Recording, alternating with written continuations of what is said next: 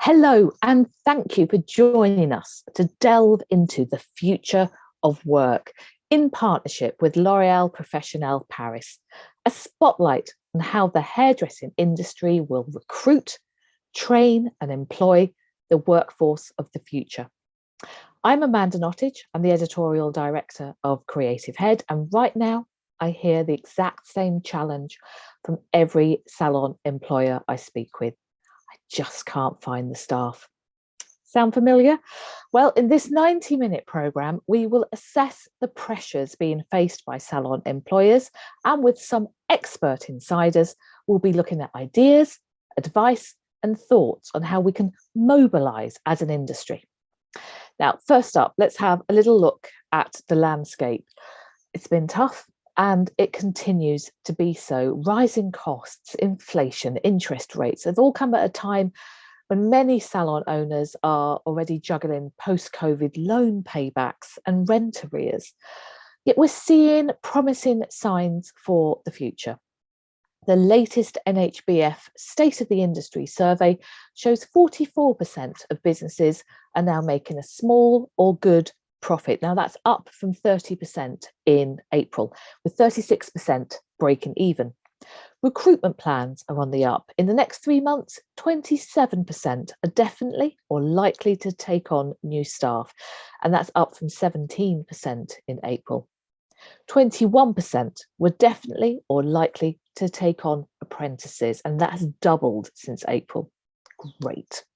However, easier said than done right now.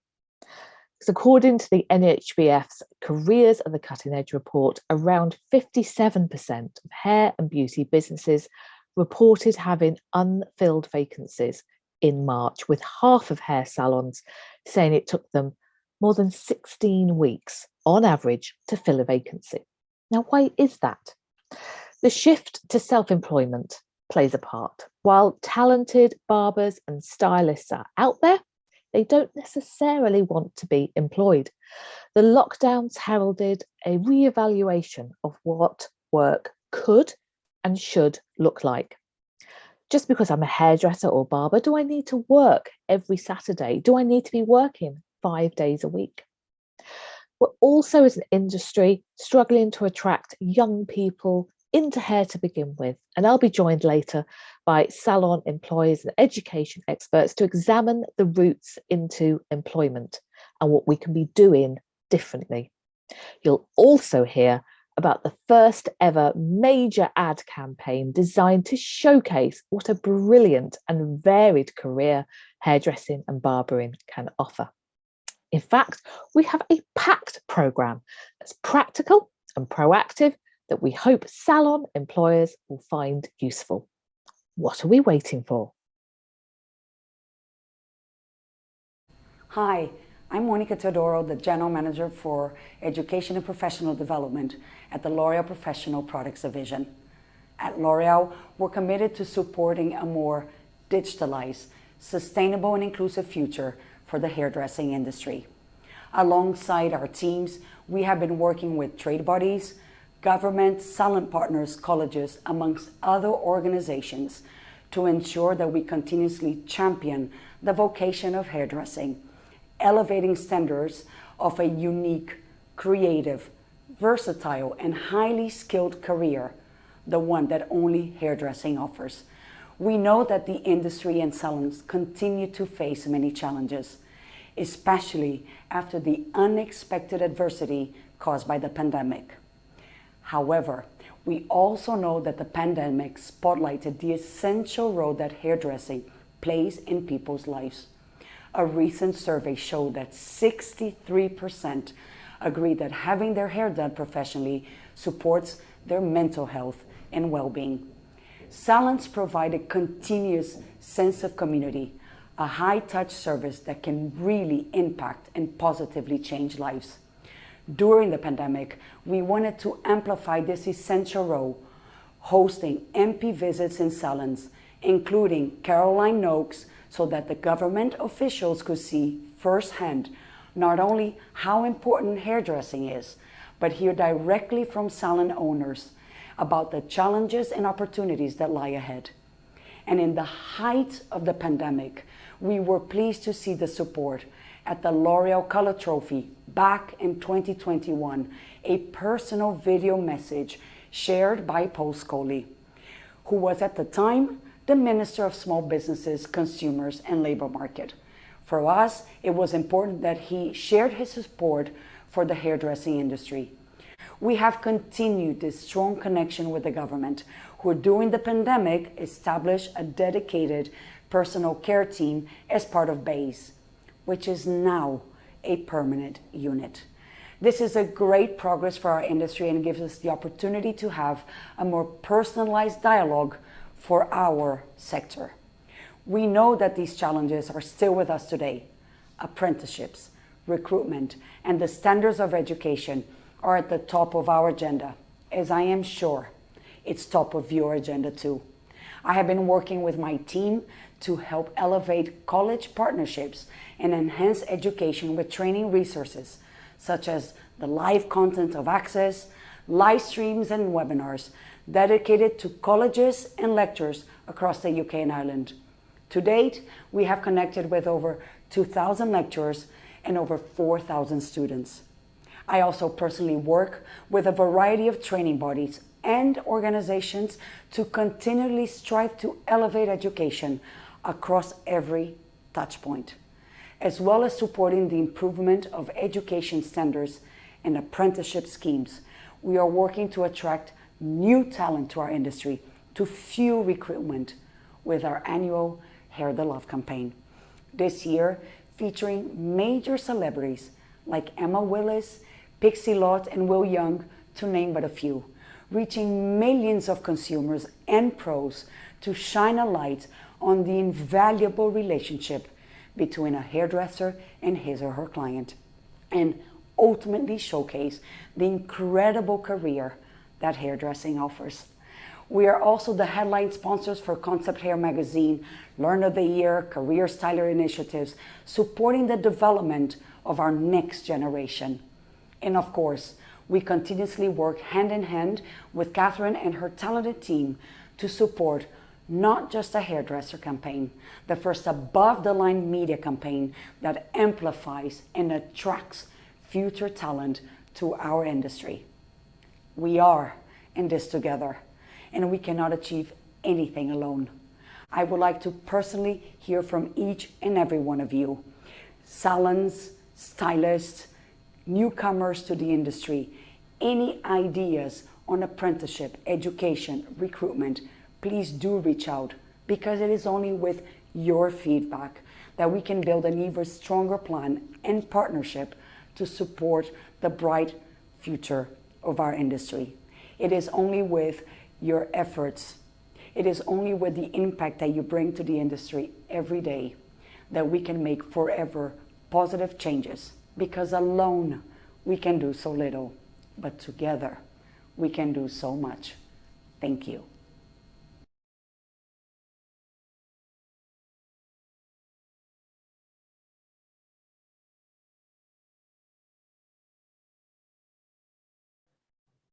So I think none of us can deny that recruitment is particularly difficult at the moment.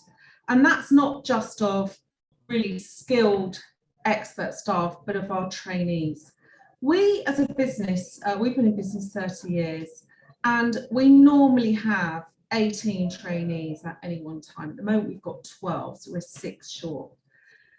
I think there are several factors as to why that is. I think, first of all, having to stay on into education as being the choice for a lot of careers advice has not been very helpful to us. We used to get a really good intake of 16-year-olds. That has sort of dried up quite a lot now. And I think that's really, really irritating. As someone who left school at 16, I didn't get to go to uni, I didn't get to stay on at sixth form. I wanted to get into the workplace, and we have a really good traineeship program here. It's not traineeship in terms of that we pay our team.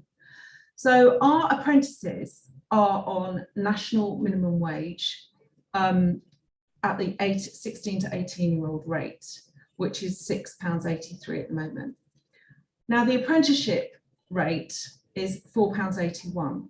So that's something I think that deters a lot of youngsters from getting into the workplace and getting trained on the shop floor. That's one thing. I think the other thing that's definitely come to light, and as the mother of a nearly 19-year-old son and a 21-year-old, this whole COVID thing has really made our youngsters, they've lost 2 years of their life. They've lost 2 years that they would have had probably been okay in the workplace. But now I think there is a real desire to go and get those 2 years back. I've got 2 lads who have been with me for 3 or 4 years, qualifying soon, almost at the stage where we would be putting them on the floor, who now want to go off and have their gap year because COVID lost them that time. And I get it. You know, if I was their age and I didn't get the chance to, you know, if I felt I'd lost 2 years of my young life, I would probably want to do the same. So we try to be very flexible on that. And I've told both of them that they can come back, and if it doesn't work out, they can come back to us. And you know, I don't want to lose our investment that we put into the 3 years they've already spent with us, just because they want to go and scratch an itch and go off and have some fun. They may not come back, but hopefully they will. So we haven't closed the door on them. I think there's also a lot of misinformation out there that you can only take on, there is an age cap for apprenticeships. There is no age cap. You can take on an apprentice of any age. So that's as an industry, we really need to make sure we're all singing from the same hymn sheet and giving the same advice to prospective employers in the sector, and make sure that that is correct, you know. So because I'm not looking for particularly funding for my 12 that I have at the moment, it's not in my interest to pay them a rate of £4.81 an hour. I find that particularly insulting, actually, when a lot of them do not live in Chelsea, of course, and have to, you know, pay their tube fare and the train fare. And something we've recently done is something that I has gone down extremely well, not just with my trainees, but with the mums and dads too, is to pay them retrospectively, quarterly, their a percentage of their train fare and their bus fare to come to work.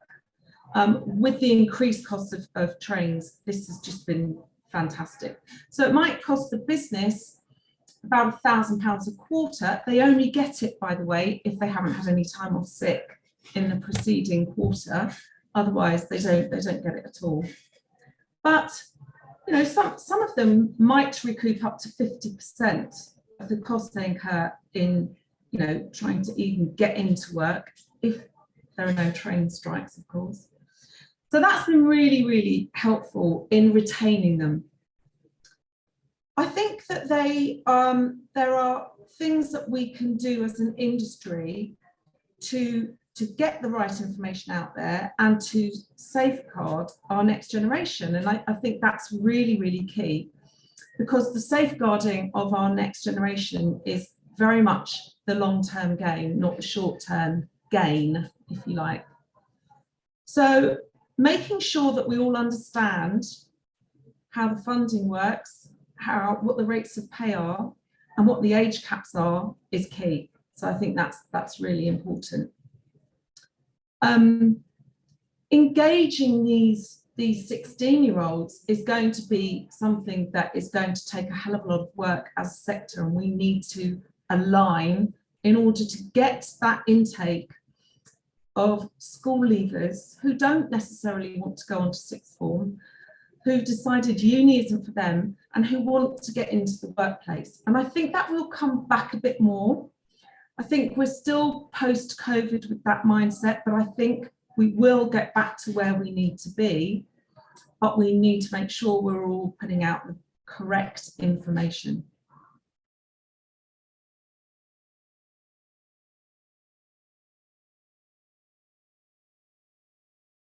I think I've found business particularly difficult in the last 2 years, challenging beyond. And I feel we don't talk enough about how difficult it is. I feel that whenever I say things are really been so hard for us, then people come out of the woodwork and agree. It has been really difficult. And we've got a lot on our plates coming up to get us through the next 6 months. We don't know how consumer confidence is going to be with the cost of living crisis. We don't know how that's going to affect our customers. We don't know how that's going to affect their visit frequency. We don't know how that's going to affect how much money they're willing to spend, how much disposable income they have. So there's so much uncertainty out there. And the one thing as a business owner that's very, very difficult to cope with is uncertainty. And we've sure as hell had a lot of that in the last few years. So what can we do? I think paying our staff a really good rate of pay is essential, because we need to lock in our most experienced, our most skilled team members. And I think as a sector, we don't, as employers, necessarily pay our staff as well as we should. We run here a basic or a percentage of their net takings, and they get it worked out every week, whichever is the most. So it's pretty much the same as being self-employed. The rate is 40% for our senior staff. So they'd only get 10% more if they were having to rent a chair, but also they get the comfort and the security of being an employee. I think that's something that I see a lot in the work that I do. When I consult with brands, you know, they're not paying people enough. They're just not paying them enough. So that's really important. But I think more than anything, it's about upping our customer experience. If we have got really, really difficult, hard times in the UK as a whole in the next 6 months, coming into somewhere where you can feel pampered and restore your emotional health, as well as leave feeling fantastic. It goes without saying you look fantastic, but it's the feeling fantastic. We need to do a lot more work on how we market that, because I think sometimes I look at websites and, you know, the first thing you see is, you know, a price list or a pair of straighteners or whatever. Well, you know, really, we need to see the experience. We need to see what it looks like and what it feels like to come in and enjoy that customer experience. So we've always marketed our team in terms of their expertise. With 120 staff, I can't have 120 flavors of vanilla ice cream. I need to have a real differentiation between the skill set, so that each of our team have an area where they are particularly skilled, and then I can charge more for them. And we find that people really like that. They may be coming less often, they may be spending a bit less, but what they're finding is that they're willing to pay for expertise. We've always known that. So making the environment really expert and feeling really pampering is really essential. It's tough, business is tough. We have to adapt all the time. I'm very concerned about, you know, our bills for heat and light, as everybody is, and how that's going to impact our customers. Our supplier costs have gone up. You know, it's difficult, but we will survive as an industry. We will always survive. People will always want the experience of feeling pampered and relaxed, and it's up to us to really make sure we are marketing that to its absolute full potential.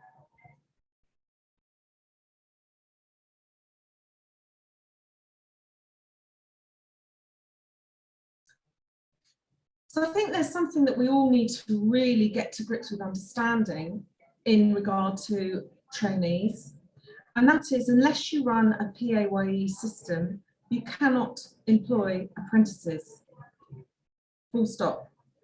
So if you are a sole trader, or you're self-employed, or you're running a chair rental business, you have to run a PAYE scheme in order to employ apprentices. And this is the concern that at Salon Employers Association, we really want to flag up more than anything else. In the move to come away, there is this sort of swerve away from the traditional, conventional employer in the sector. And that's okay, but if there's room for everybody, but if you are sort of a glorified landlord who's not employing staff, you cannot employ apprentices. And in the short term, that might be something that works financially for you, but in the long term, if we lose our employers, we won't have those skills in the future, and that really concerns me. So I think that's something that people need to really, really understand. And in the long term, the skills that we're going to lose in the sector are, that we're not going to be able to recoup them. We're not going to be able to. We want to reinvest in our young team, and to do so, you have to have that PAYE scheme in place. I think we also, as salon owners, if we want to get recruitment back on track, there are two things that we need to think about. One is recruiting from the inside. Our Richard family tree is a really convoluted mishmash of people that met in the workplace, whose then sisters, nieces, nephews arrived, did their traineeships here, worked under us, met their future spouse, had children. If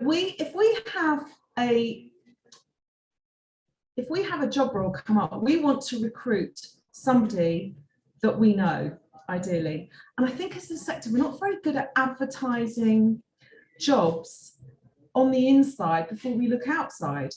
So I think that really, really helps. My PA now came to work for me because she's Gavin, who runs our receptions, niece. And she's about his fourth niece that actually works here.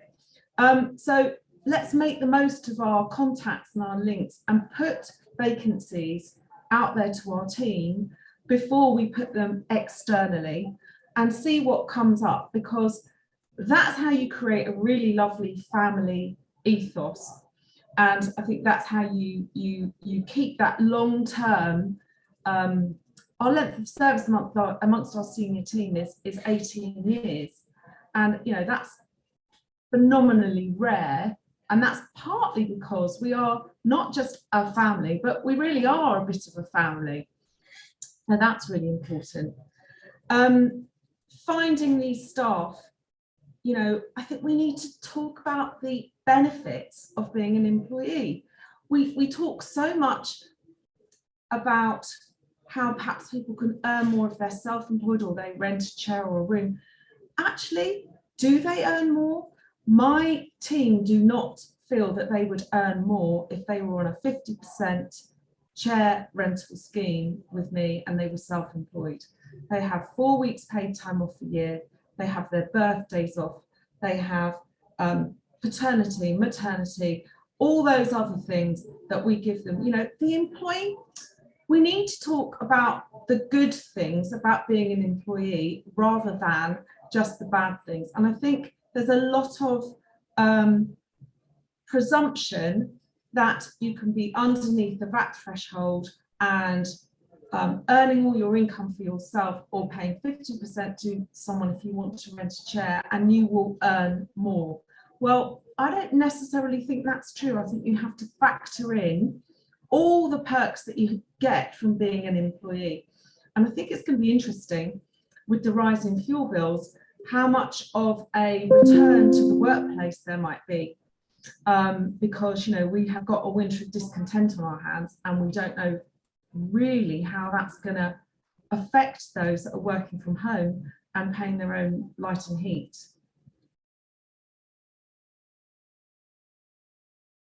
Hello again, everyone. Now, so far, you will have heard some of the reasons why individual businesses are struggling to attract new recruits right now. Well, a subject that's tricky to face here as well is pay. A career in hair still has the reputation of being quite low paid, and it's often a driving factor in the decision making of stylists who have chosen to go self-employed. Do we need, as employers, to change the way that we pay? And how easy is that when the cost of just about everything is rising? Now, we ran a survey on creativeheadmag.com to ask business owners how they paid and whether they had plans to change things up. Now, we know that reputation can directly impact attracting fresh blood into the industry. Hair can be looked down upon by some parents and teachers with the perception that it is a low paid job. Many salons are still using the 80s model of basic wage plus commission, that when making big life decisions, trying to get a mortgage, it can be tricky. Now, post-COVID, some hairdressers have been reassessing their work-life balance, while, as I mentioned, the cost of living has been rising. And these two factors have seen some leave the sector in search of higher paying or more flexible jobs. In the NHBF's Careers at the Cutting Edge report, the median salary for a full-time employee in the hair industry was noted as decreasing by 6% since 2019. With retail and hospitality roles paying more, a significant number of employees in hair and beauty are leaving the sector for these jobs, the report said. Now, indeed, you will see here how hair compares, again from the NHBF report. Now, the fight among supermarkets to win the consumer pound with living costs on the rise, it means some brands are in a battle for workers, constantly upping their hourly rate. At a high of £11.85, compared to £9 an hour median salary as a hairstylist, you can see why some could be tempted to choose work at a supermarket, and why some salon owners have told us it's difficult to compete. Now, how are salon employers paying their staff? That's where our survey came in. More than 2/3 either offer a percentage of anything earned above a set target or pay a percentage of service and retail take-ins. Nearly a fifth ticked other and then listed a whole plethora of alternatives. Now, this chimes in with comments that many had made about the complexity of industry pay structures within hairdressing. Is it a coincidence that 17% also stated that they did not believe their commission bonus structure was working either for their business or for their staff? Now, looking ahead at annual pay rises, 56% said that they based these on merit and performance rather than only just following national minimum wage increases or inflation.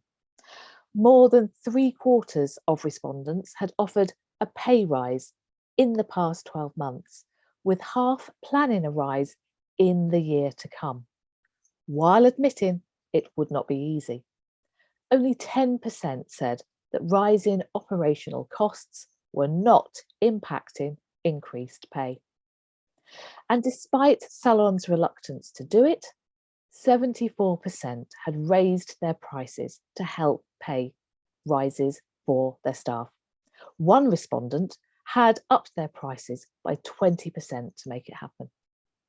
So what are some salons doing differently? Well, at Michael Van Clark and Goldsworthy's, they've started a partnership model. Michael Van Clark has actually been going for years. It's an LLP model, like you would see at an architect's or a law firm, where everyone is a partner and they receive dividends and shares, part of the business. If it does well, they do well. At Fox Hair Design, Carl Fox has deleted what he called the weekly commission cloud that hung over his staff, a common response from salons switching it up. Instead of having a weekly commission target, every member of staff gets a higher salary, but there are still incentives and bonuses to aim for. At L'Oreal Colour Trophy winner Blogs, Joe Hemmings pays a wage based on previous year's earnings without furlough or holiday tips, etc., and their service takings. Now, he can almost guarantee this as a wage, and with price increases, it protects him against losses. And he hasn't lost a team member in 4 years. Some food for thought. Thank you.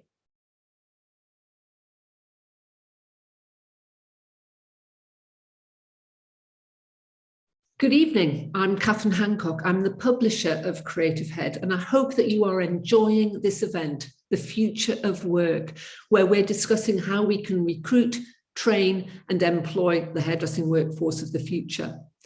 So let me start by asking you a question. Are you struggling to find new staff? I'm guessing that the answer is yes, because back in March, the National Hair and Beauty Federation reported that almost 60% of hair and beauty businesses in the UK are struggling to find new staff. It's currently taking an average of 16 weeks to find and hire new team members. So why is this happening? Well, the requirement for 16 and 17-year-olds to stay on in education, coupled with the reduced funding for apprentices, that's undoubtedly part of the reason why the numbers of young people coming into the industry have fallen off a cliff. There were just 7,000 apprenticeship starts in England last year. That's less than half the number of 5 years ago. If that trend continues, we're looking at fewer than 3,500 apprentices in 2025. But I think that we all know that the problems run deeper than that. Despite the fact that hairdressing offers huge employment opportunities for all, and especially for women and young people, there is a stigma around the profession. We know how rewarding hairdressing is. We know all about the growth and the creativity and the fulfillment that it brings. But when the general public think about hairdressing, they think low pay, day-to-day monotony, and lack of career progression. And there's more. In a survey by L'Oréal Professionnel Paris, 28% of people said that hairdressing was only a valid career choice when all other options fail. 75% said they weren't even told about hairdressing as a career option at school.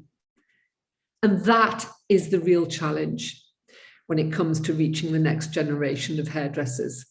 We have to overcome these out-of-date perceptions of the industry and instead show people the breadth of opportunities, the financial security, and the impact of our craft. So what's the best way of changing people's minds about a career in hairdressing? Well, by introducing them to real hairdressers, of course. Exactly 1 week from now sees the launch of a landmark new ad campaign starring real-life hair pros. Not just a hairdresser challenges all those negative perceptions about hairdressing by showcasing the skill, the entrepreneurialism, the ambition, and the innovation that drive our industry now. Using real people and sharing real stories not only helps build a better understanding of hairdressing and the opportunities on offer, but it also inspires other people to believe that they too, or their kids, could have a fulfilling and impactful career in hair. A little bit about the backstory. Not Just a Hairdresser was created by the Hairdressing Industry CIC, that's Community Interest Company. It's a not-for-profit established in 2020 by Creative Head, specifically to promote careers in hairdressing to the general public. With funding from a small group of industry brands, including L'Oréal Professionnel Paris and Redken, we teamed up with a marketing agency called Brand Content to identify the key barriers amongst our 3 target audiences: teenagers, their parents, and their teachers. And what the research showed is that there's a lack of understanding generally about how you get into hairdressing. That resistance to hairdressing as a career choice was particularly strong amongst parents, but also young people. They too had concerns around pay, around career opportunities, and general levels of success. Consequently, we knew that our campaign needed to land messages around these three key themes: variety, success, and identity. So we chose 12 hairdressers whose careers, talents, and experience could best illustrate those themes, making sure, of course, that they also represented the diversity of our industry's workforce. And then we dispatched photographer Alex Barron-Howe and filmmaker Tom Gorst up and down the country to shoot these people in their usual environments, whether that's working on set, in the salon, or in their private workspace. And the resulting campaign is not only full of personality, but it shows time and time again that hairdressing is exciting, it's creative, it's skillful. It's a career that can send you all around the world and can make you very rich indeed. And whatever direction it takes you in, you will meet and work with people and have lots of fun. So, the exciting news is that Not Just a Hairdresser launches on E4 1 week from now, on Monday, the 3rd of October, during the first episode of The Big Blowout. This is the new bake-off style hairdressing competition co-hosted by the industry legend that is Mr. Sam McKnight and Hairdresser to the Stars, Lisa Farrell. Adverts will also appear in the following 3 episodes of the show. Meanwhile, a social media campaign where the 12 hairdressers discuss their careers to date and talk about what hairdressing means to them, well, that will play out across Instagram and YouTube. And here, for your delectation and delight, is a sneak preview of one of those TV ads. Product king, celebrity, business guru. Campaigner, designer, TV rock star. Brand builder, tastemaker, image creator. Entrepreneur, star sharpener, award winner. Business builder, global educator, independent thinker. Job providers, community builders, teachers. I am not just a hairdresser. Now, wherever they see the campaign, audiences will be directed to the hairdressing industry website. You can see it on your screen now, where they can meet all 12 case studies, find out how to get started in hairdressing, and connect with salons looking for apprentices. So, do you want to get involved? Because you can. You can join in the action by creating your own Not Just a Hairdresser campaign. So we described each of our hairdressers with 3 different words or phrases that demonstrate how hairdressers play many different roles on a daily basis. So for example, Warwick salon owners Nash White, they are also job providers, community builders, and teachers. The female barber Hayden Cassidy is also an educator, a global adventurer, and a crowd pleaser. So why not choose 3 words that sum up the roles that you play? And then, whilst you're at work, wherever that may be, film yourself saying those 3 words to camera, followed by, "I'm not just a hairdresser." And then publish that clip on your social media channels, tagging the industry squad and using the hashtag #ThinkHairdressing. If you're looking for new apprentices, well, you can also sign up your salon to a database on the industry website, a process that should take little more than a minute. Consumers who've seen the campaign, who come to the website, who want to know more about becoming a hairdresser, they will be able to search the database for salons in their local area, and that could be yours. And as of today, you can explore the Not Just a Hairdresser campaign in full on the industry website. Watch the videos, read about the 12 hairdressers, discover how they trained and where their careers have taken them. From owning their own business at age 19 through traveling the world, collaborating with fashion designers, specializing in color, or making millions through products, they are shining examples of why they and all of you are not just hairdressers. So thank you for listening. Good luck with your Not Just a Hairdresser campaign. Let's hope that together We can inspire the next generation of talented hairdressers to come and work in our brilliant, creative, successful 6.3 billion a year hairdressing industry. Hello again, everyone. Now the countdown is on to the introduction of T-levels for the hairdressing and barbering industry. With a year until launch, we are here to discover what you need to know.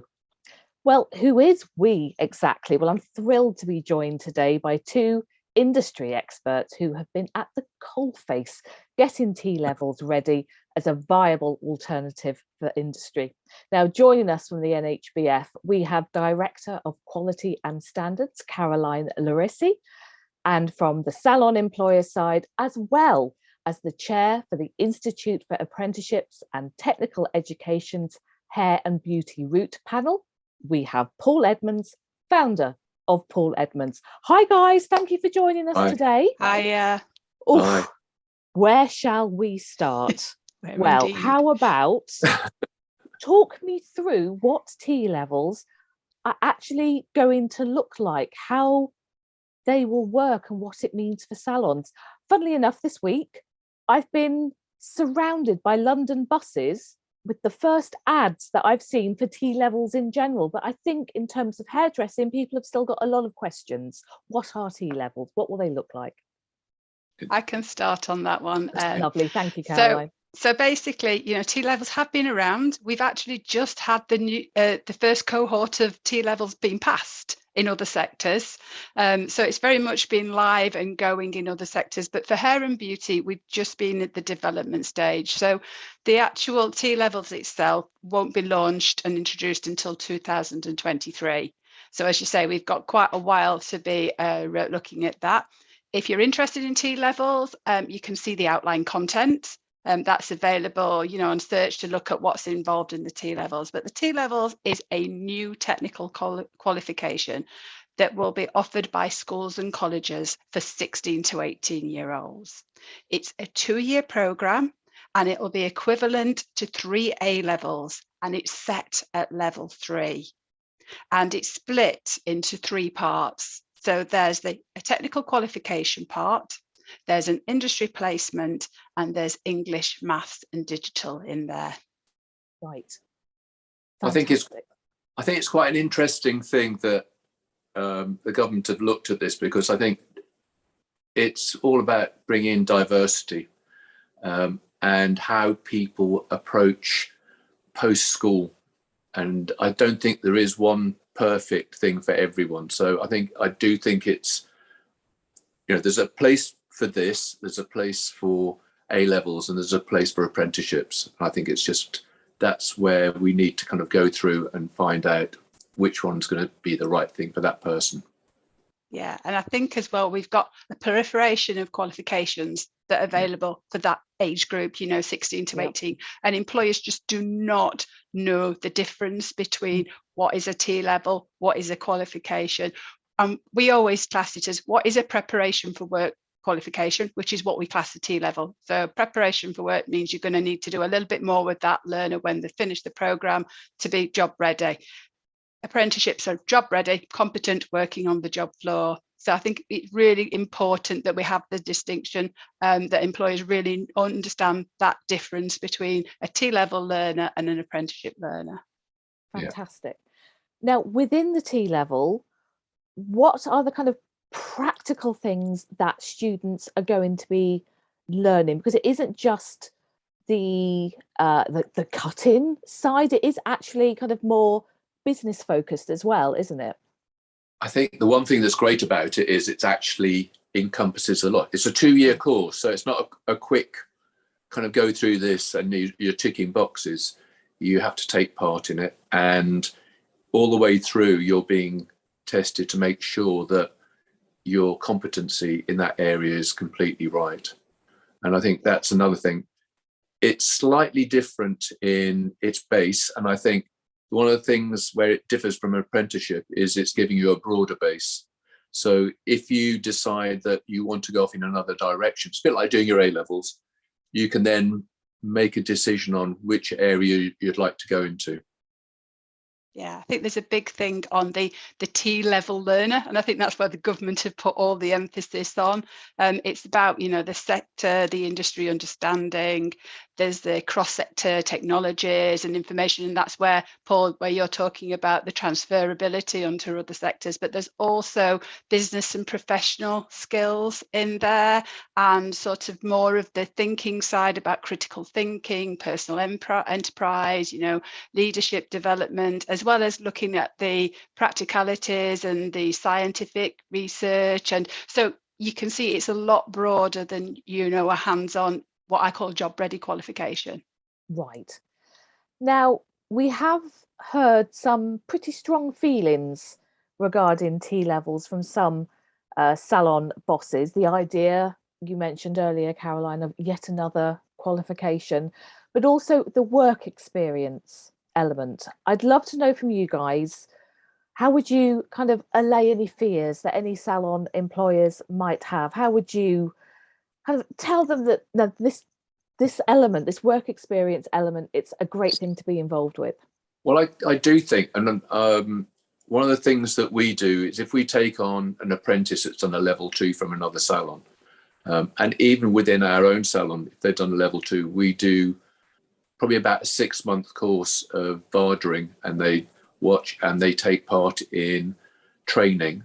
So it's just to push them up to an extra level. And I think what you have to look at is, this isn't for every salon to take on someone that's on a T level, but it is for someone that wants that person that's got a little bit more rounded background, shall we say, but they will need that salon experience. So I think you have to take on that as part of taking on someone at a T level. But I don't think it's a bad thing. I think it can be great, but it's like everything else. Sorry, Caroline. No, I was going to totally agree, Paul. You know, one of the massive differences between the T level and what we have in qualifications as part of that is, you know, 20% of the T level is the industry placement. So that's at least 315 hours. Either in a salon or related business as part of that. So it really brings it to life, but it also gives that student that real understanding of working in the industry. Because I know it's one of the things that I always get from employers is, you know, you have somebody on work experience and they have no idea what working in a hairdressing or barbering, you know, business is like, and they're absolutely shocked. And you get the ones that, you know, take to it, and then you get the ones that's just like, not for me. I mean, how great is that they get that real experience, you know, there and then as part of the program, but they can also have that amount of time within a salon. So I think that's going to be a win-win situation, both for the student and the potential employer. Yeah, and I think that the employer has to kind of take that on, that it's maybe a little bit more work for them, but they could get someone that's amazing at the end of it. So I think it's great. And one of the things I think you have to look at is that in the future, I think there's a lot less people coming into hairdressing. So those people that we're getting, we need to nurture and look after and make sure that we're getting the best out of them, for them and for you. And it comes down to, we're in business, so we have to make it work financially. Absolutely. Now, we've got a couple of minutes left. Got a year to go, Caroline, as you mentioned. What can salons do now to get themselves ready for T-levels, for students coming through? How can they optimize them for their businesses? Well, many salon owners and employers are probably already working with training providers or colleges, you know, delivering apprenticeships as part of that. And if you're not, then, you know, get in touch with your local college, training provider. There are search engines the government have put in place that you can go on and you can find a T-level college within your area. You can speak to them. There is guidance, and we've got links from our website as well regarding guidance, what to ask, what you can offer. You know, it's not about them telling you what they want from you. It's about you telling them exactly what you can provide them as Barber. And it's a two-way conversation, because it's all about having a real credible work placement experience for that student. Yeah. No, I agree with that. And I think it's one of those things that sometimes hairdressers get too stuck into looking after their clients and into their chair, and they don't think about what happens next. And I think it is that thing that we also kind of look at schools and start talking to schools quite early on, because I think it's quite important that kids know what they're going to get long term as well, and what's the possibility within this field, because hairdressing is an amazing thing. And I think it's a great thing for bringing people from different walks of life in different areas and different diverse backgrounds.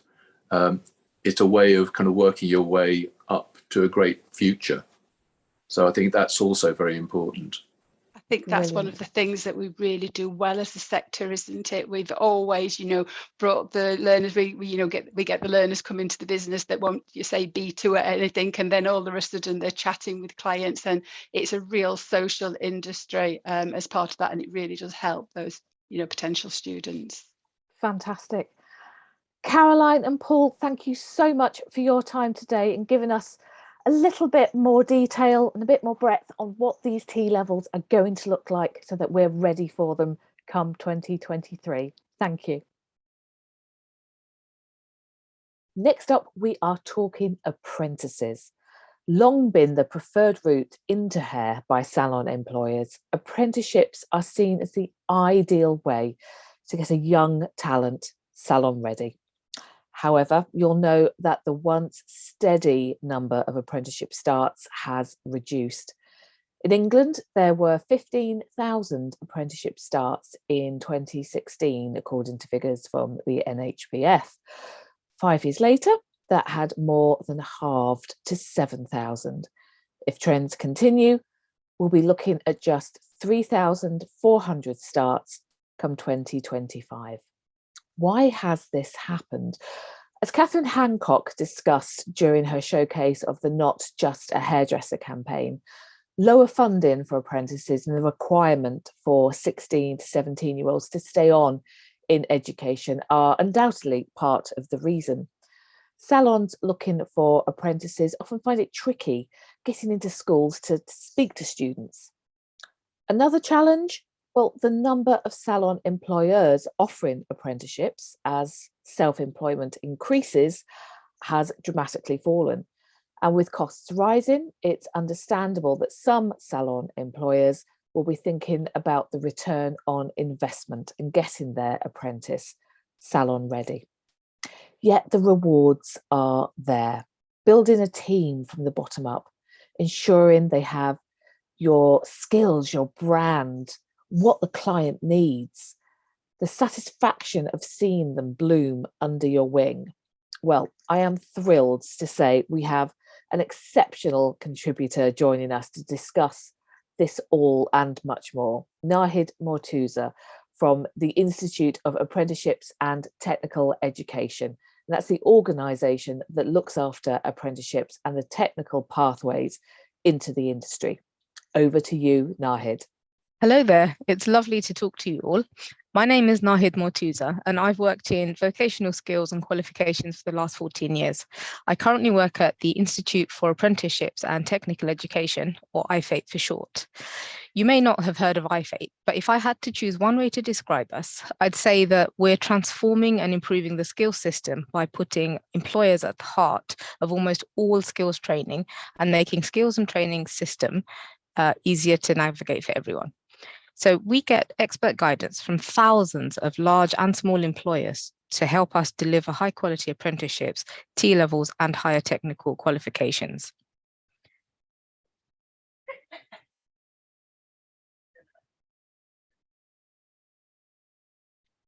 Right, so let me talk you through some of our products. You should be able to see a map of all of the occupational standards that IFATE have either available for delivery or that we are currently producing. So I'll give you a little bit of background to what you can see on your screen. So IFATE has 15 industry routes, and I look after the hair, beauty and aesthetics route, which is what you can see on your screen now. So that's all of the occupational standards, apprenticeships, and technical qualifications available in hair, beauty, and aesthetics. So from barber and hair professional right through to advanced beauty therapist. Any employer can approach us to develop a standard for their occupation. We also do lots of work with employers to keep these standards up to date. Workplaces and the way that we work are constantly changing, so it's crucial that the work-based training keeps up with that. Our work at iFate is completely employer-led. So my team works with groups of employers that develop standards setting out everything that a person needs to be able to know, do, and be in order to be fully competent in that occupation. So those employer-led standards are the base of every apprenticeship, T-level, or higher technical qualification developed by employers. And all of our products are then checked and reviewed by our own panel of employer experts. So I really mean it when we say that we put employers at the heart of the skills system. We also have occupational maps. So that's what I've put up on the screen. That's the occupational map for hair, beauty, and aesthetics. And these occupational maps will eventually demonstrate that it's not just jobs, but there are rewarding and varied careers to be had in the sector as well. So these maps will eventually show how someone might progress with the skills and experience they pick up, not just in hair, but across other sectors too. By investing in work-based training in hair, people are certainly not limiting their options. They can take those skills and apply them almost anywhere else where other employers will value them too. Hair professionals I talk to tell me all the time that it's not just about cutting and styling skills, but having fantastic communication skills, putting clients at ease, and making them feel good is absolutely key to successful careers in the sector. Well, those same skills are highly valued across almost all other sectors as well. The other thing hair employers tell me far too often is the disservice that current school careers advice does for their sector. I've heard from so many apprentices in hair, they tell me that they were initially discouraged by schools and teachers from going into work-based training, and they were really pushed to go down the academic university route. Well, there's change ahead and some good news as well. Let me tell you about the Baker Clause. The Baker Clause sets out that schools must allow colleges and training providers access to students in years 8 to 13 to tell them about the non-academic routes available to them. So all but the first year students, and this also includes sixth form students, must have information about the technical and training routes available to them from local providers and colleges. The Baker Clause will now be enforced by government, so schools have to do this. This is great news for students and young people, but also brilliant news for your sector. So that's what we do at iFate and some of the exciting changes ahead. We're always looking to talk to employers, especially the smaller ones, because salons make up most of this industry and it's where the jobs are at. We need to know what you as employers need from your workforce. Come talk to us. We've just launched the Big Conversation and we want to hear from employers and everyone really who's using apprenticeships or technical qualifications to tell us their views. Tell us what works, what doesn't, and what can be improved. There are lots of ways of taking part, including face-to-face and virtual meetings, workshops, and online channels that we'll be setting up. Please contact my colleague, Annette Kinsella. I've got her email address details on the screen, or go to our website, instituteforapprenticeships.org/big conversation. We will take all views into consideration. So what you say will directly impact the work of my team, and we'll present what we did with your input in a major iFate report next year. Thank you for your time, and we'd love to hear from you as part of our Big Conversation. So please do look it up. I hope you are enjoying what you've seen so far and grabbed lots of useful nuggets of inspiration. Next up, we welcome 4 of the industry's trade bodies: the Salon Employers Association, the NHBF, the Hair and Barber Council, and the British Beauty Council to discuss their individual approaches to helping business owners best empower themselves for the future. And hosting that conversation, well, it's Monica Teodoro from L'Oreal Professional Products Division. Over to you, Monica. Hi, everyone. I'm Monica, the General Manager for Education and Professional Development for the L'Oreal Professional Products Division. We're truly excited to have all of you with us today. Thank you so much for joining this expert panel. We're going to talk about the future of work, how we will recruit, train and employ the future of our workforce. I am joined today by a panel of experts. Please join me in welcoming from leading voices across bodies and associations to give their perspective and share more about their work. Joining me, I have Richard Lambert from the National Hair and Beauty Federation, Keith Coniford from the Hair and Barber Council, Edward Hemmings from Salon Employers Association, and last but certainly not least, Victoria Brownlee from the British Beauty Council. Welcome all, and thank you so much for being part of this incredible and so important panel to everyone in our industry today. Richard, if you don't mind, I'm going to kick off with you because it's really important that we talk about the biggest challenges facing salons with regards to apprenticeships and recruitment today.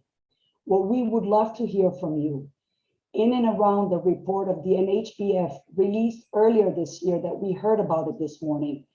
This report highlighted a number of contributing factors when it comes to the skill crisis we have in our industry. What do you believe is the biggest challenge that salons are facing right now? I think it's difficult to put it into one because actually when we looked at what that report found was actually there are a multiplicity of factors and they're not necessarily new things, they're things that have been around for a long time. But actually, once you start to look at them all, you see how they've all gathered together and intensified over the last few years. And they fall into three areas. Firstly, there's a whole issue around recruitment and retention. And I think that's intensified since the pandemic. It's then around the concerns around standards of training and qualifications. And last but not least, it's the continuing challenges of the business environment post-COVID. I think everybody thought once the pandemic was over, once the lockdowns were over, we would move towards recovery. Actually, what's happened is there's just been one thing after another. And so it is a really difficult time. Now, those three, all the individual factors under those three broad headings have come together. And so the researchers, when they came back to us, we talked to them about skills challenges. They came back and talked to us about a skills crisis. That's super interesting, Edward. And I think I'm going to follow up with you because as a training provider and an industry expert, what have you found to be the significant challenges for salons, its owners, and apprenticeships? So I think that for salon owners, the people that we represent have had it hard on every level. When it comes to retention, I think the point for retention was people found it attractive post-lockdown to carry on working from home, for example, not having to go into the salon to work. I think for that reason, education sort of came to a grinding halt as well. So I think it's going to be very tough for salon owners for the next few months for the reasons that Richard mentioned and others too. That's really interesting. Thank you for reiterating the point. Keith, if I may, I would love to go to you next because we know that throughout the pandemic, Bay set up a personal care team, and it was meant to be set up for and during the pandemic, which has now become permanent, which is great news, which means we now have a dedicated team to our sector. As L'Oreal, we have also contributed to so many of those calls, but for me, what's really interesting is how helpful has this been with your dialogue and the work that you're doing for the industry? Been hugely beneficial, to be honest, Monica. When it was first set up, which will be actually 2 years next February, the impact it had quite quickly with a very small team at that point trying to get to grips with our sector in the intricacies of it, let's put it that way. It was hugely successful. Unfortunately, we then got very involved with the small business minister, Paul Scully, as was at the time, and started some very, very effective dialogue with him. And to be fair to him, he did try his very best in very difficult circumstances to try and help the sector in the way as best he could.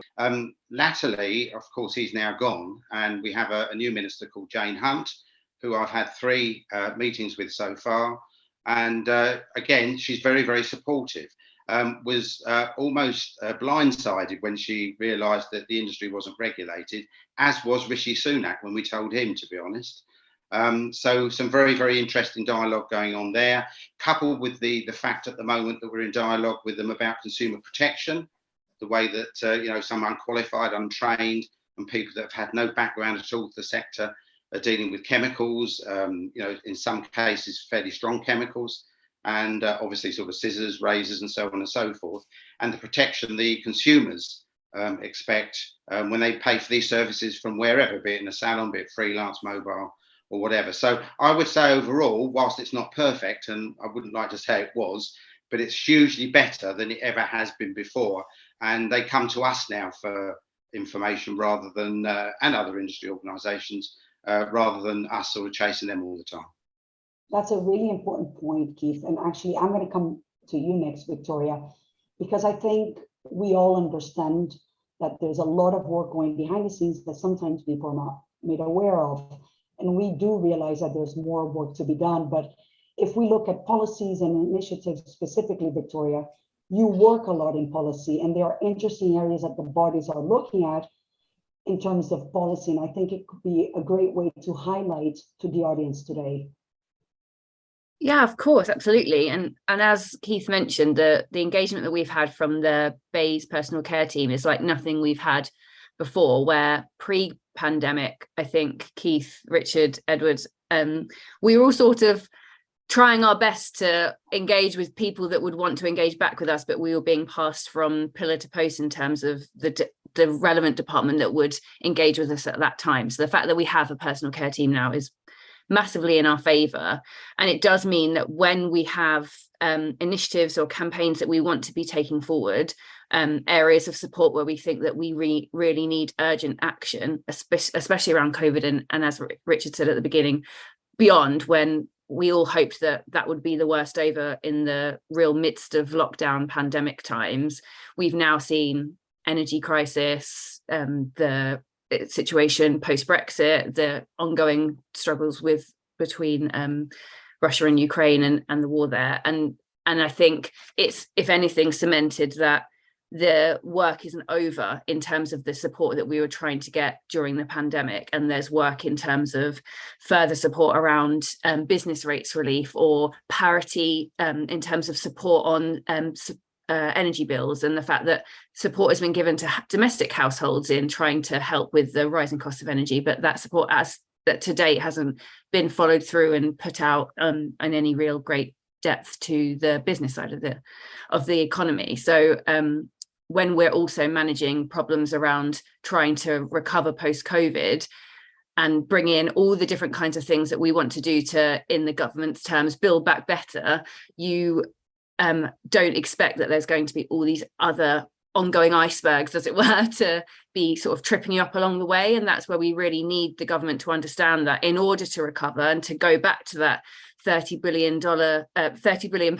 where am I, contribution that we make to the economy, we need them to understand that there's a bit of a tit for tat there, that we need a little bit of a helping hand along the way. And by no means do we expect that to be the likes of free handouts. We are happy to work for our money, and we're happy to make our contributions, but we need that positive engagement from government to really understand the value that our industry brings. And we all understand that. People around this table now, we know the massive contribution that our sector brings to both the economy and society and our well-being. And I think we really made huge strides in making the government understand that. It'll just be where that goes now as we get our new leader and then a new cabinet coming in, that creates some work for people like myself and Richard and Keith and Edward in almost having to start again with those conversations to some degrees. As much as you have the established relationships with the civil servants, you've got a new minister you need to get on board, you've got a new prime minister you need to get on board, and so yeah, there's lots of work to be coming in the coming months. And Victoria, if I just may touch upon a critical point you mentioned about things like incentives to help salons manage things like the increased living costs with minimum wages. Where can they find more information? How can they be better informed? Oh, absolutely. Well, really what we found is the best way to get success with government is data. So where we've really benefited previously in terms of the support that we've been able to get for the sector during COVID, for example, was we were able to present almost like a profit and loss piece of data that showed that from all of the support that the government was giving to date, compared with all of the committed outgoings our sector had, there was just a massive deficit in terms of income and expenditure. And that's why we needed that additional level of support. And something similar we need to really be looking to produce if we're going to be getting that energy support, if we're going to be getting further changes around business rates relief. We need to be showing that at the moment that deficit still exists, and it only is going to continue to get higher as these projected energy costs continue to go up until next year. So it's really when we as trade bodies and sector organisations reach out to say, please give us your information, let us know what's going on with you. Anecdotal evidence is fantastic, but we need figures. We need to know where the issues are in terms of recruitment, where the issues are in terms of your income, and the amount of how much percentage your energy bills have increased by, what the increase in this year in the business rates going back up has meant in terms of the impact it has on your business and the ability to pay your staff. All of those kinds of bits and nuggets of information really help us give that picture back to that BEIS personal care team that Keith mentioned, and really hit home that we're not just coming to you with our hand out asking for money. We're actually able to show you tangible areas where we could really do with targeted support. I love that point of, it's a continuous work and targeted support. So Edward, I'm going to come to you because we have so many salon owners listening to us today. How can they mobilize? How can they use, their local areas to really help drive improvement in apprenticeship and recruitment and all the important points detailed by Victoria today? Listen, I think let's start with recruitment. We found that the greatest success of our salons, who even during these difficult times are still able to recruit young people, is to get into your community. If your salon is known in your community as the place to get your hair done, why isn't it known as the place to get your first apprenticeship position, for example? So we found some of the successful salons actually are using their own clientele, their own neighbours in the street, in the shops, to get that word out. We're looking for apprentices. We're looking for you to join the industry right now. And it does work. As I've said, it is harder than it has been. Kids have been sitting on their bums in bed learning, and it's tough out there. But that's certainly a great start for recruitment. When it comes to mobilising, it's using all the organisations here today on this incredible Zoom. The fact is we've come together.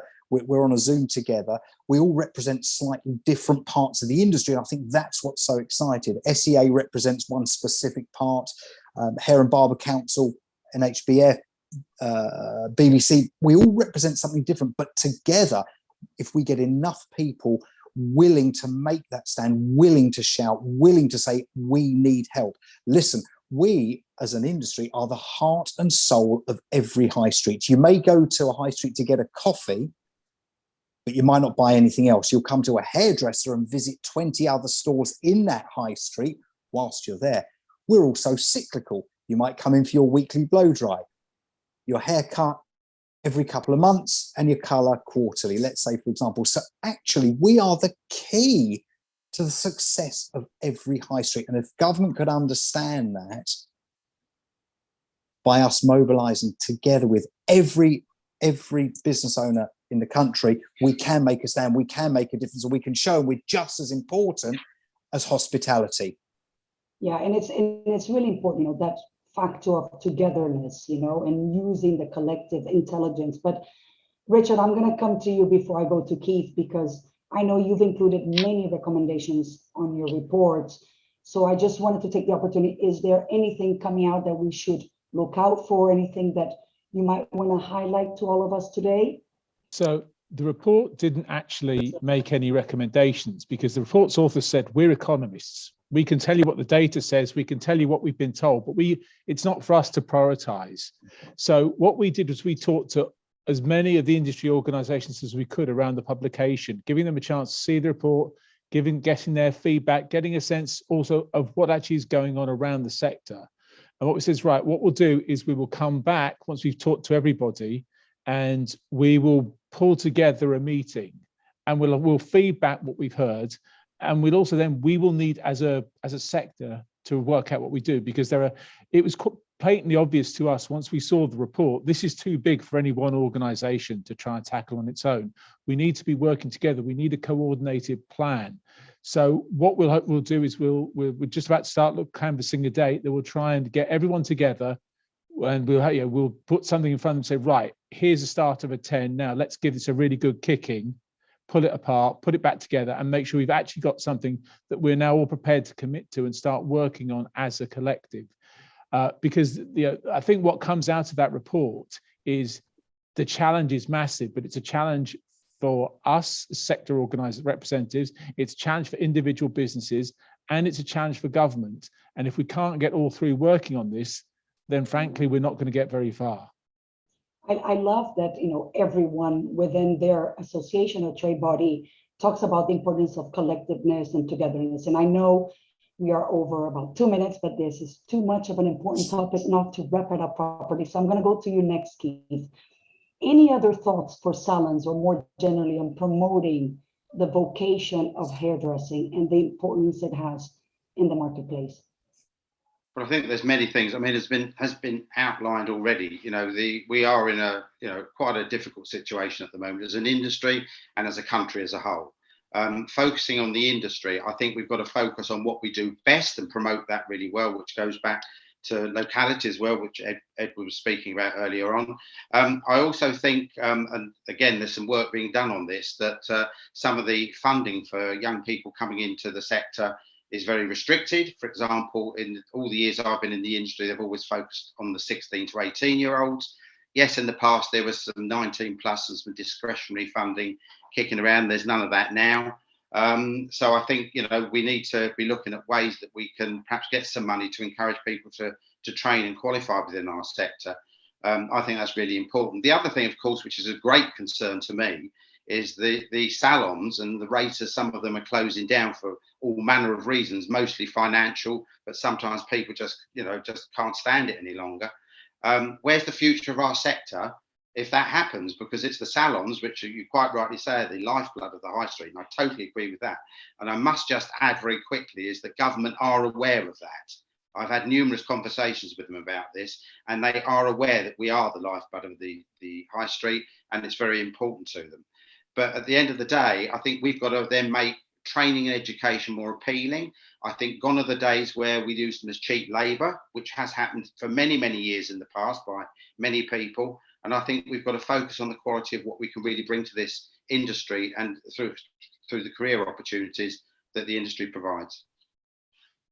I'm going to end up with you, Victoria, if you don't mind, and continue to follow on the important words of Keith on anything that we can do that is important. And I know, Edward, you want to say something, so I will give you a moment. Yes, go for it. I just want to correct Keith that funding is available under apprenticeships way up at any age. Now, there are no government restrictions on apprenticeship funding, Keith, just to let you know that. It's tougher because the national minimum wage kicks in after year one, but there is funding for any age for apprenticeships. And thank you, Edward, for correcting. I think it's something that we can follow up and make sure that everybody has access to the links, because collectively, if we also share the intelligence, it will enable people to more easily find ways of making an impact. And Victoria, I'm just gonna end up with you and follow on the words that Keith was talking about, this promotion of the vocation of hairdressing. Anything else you would like to add, or leave everyone listening us today with some words of encouragement and food for thought? Thank you, Monica. I think Keith has really hit the nail on the head there, which I think sometimes we undersell ourselves as an industry, that we need to be celebrating our wins, being a lot more positive about how fantastic our industry is, what a fantastic place to work it is, the opportunities within it, and are far, even tenuously linked to our industry. And that's something, as the British Beauty Council, we're really trying to start the development of this idea of this future talent programme, which is really celebrating the many, many different careers there are within our sector, whether that be directly within the service industry or wider within science, technology, engineering, mathematics. There are so many roles that are exciting, dynamic, fun, creative, that we should be promoting within both the education system within schools, but also ourselves in the industry. We should be shouting that more.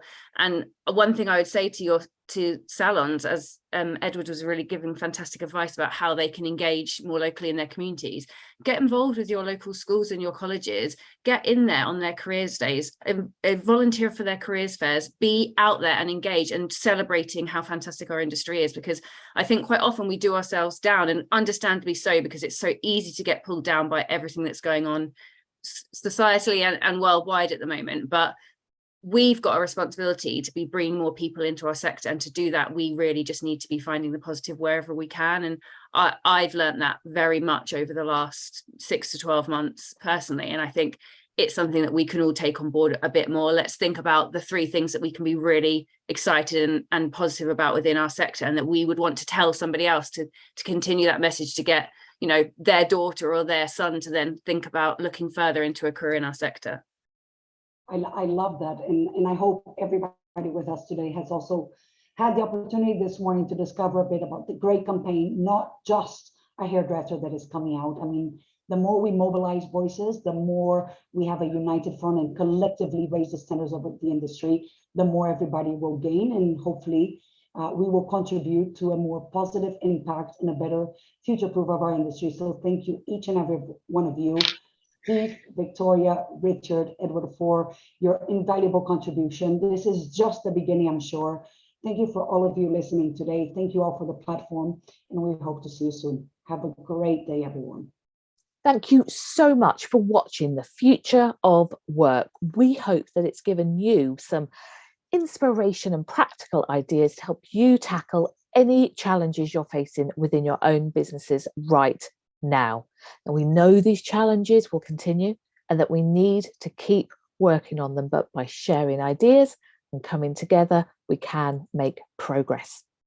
A huge thank you to all of our participants. They were brilliant. And of course to L'Oréal Professionnel Paris for its support from the start, both on this and on the Salon Smart Hub. Thank you everyone for watching. Goodbye.